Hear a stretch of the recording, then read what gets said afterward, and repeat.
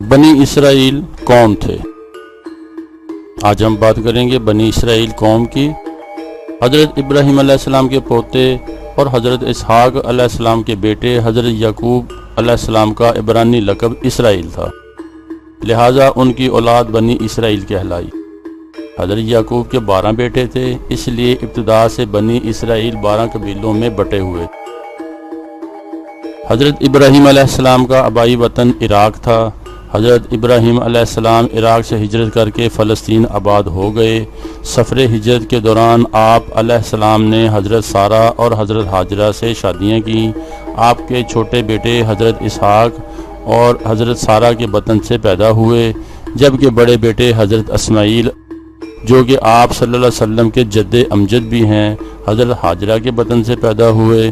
حضرت ابراہیم علیہ السلام نے اللہ کے حکم سے اپنے بیٹے چھوٹے اسماعیل اور ان کی والدہ ہاجرہ کو مکہ میں لا کر آباد کر دیا، جبکہ خود حضرت سارہ اور بڑے بیٹے اسحاق کے ساتھ فلسطین میں ہی مقیم رہے۔ حضرت ابراہیم علیہ السلام کے بڑے صاحبزادے اسحاق علیہ السلام کے بیٹے کا نام حضرت یعقوب علیہ السلام تھا۔ اپنے والد، دادا اور چچا کی طرح آپ بھی اللہ کے برگزیدہ نبی ہوئے۔ حضرت یعقوب علیہ السلام کے 12 بیٹے تھے، جن میں سب سے چھوٹے بیٹے حضرت یوسف علیہ السلام مصر میں ایک بہت بڑے سرکاری عہدے پر برجمان ہوئے، تو بے شمار بنی اسرائیلی مصر میں جا کر آباد ہو گئے۔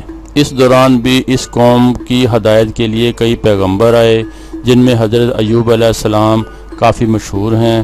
بنی اسرائیل ایک طویل مدت کی آسائش اور حکمرانی کے بعد قبطیوں کی غلامی میں جکڑے ہوئے تھے، تو ان کی رہنمائی اور آزادی کے لیے حضرت موسیٰ علیہ السلام تشریف لائے۔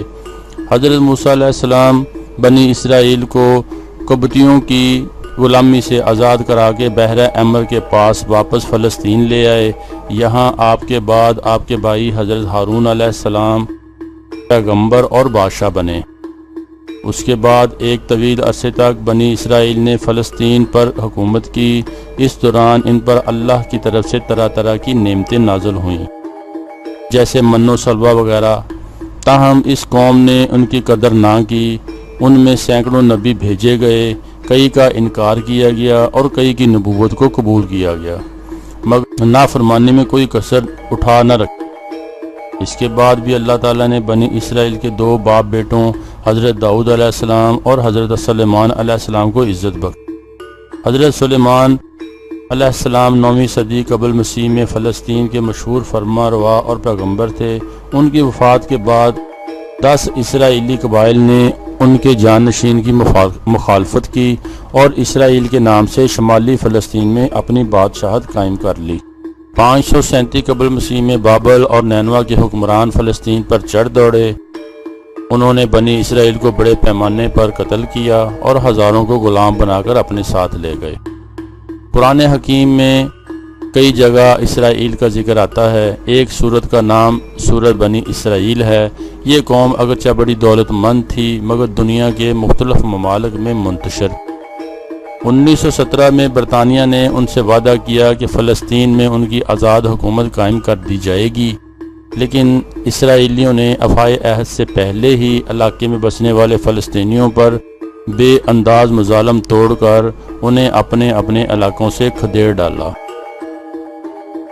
اور علاقے کو خالی کرا لیا اور اپنے طور پر آزادی کا اعلان کر دیا۔ جیسے غیر منصفانہ طور پر اول روز سے ہی اسرائیل کی پشت پناہی کرنے والی طاقتیں وغیرہ نے تسلیم کر لیا، اور آج تک تقسیم فلسطین کی قرارداد دنیا بھر کا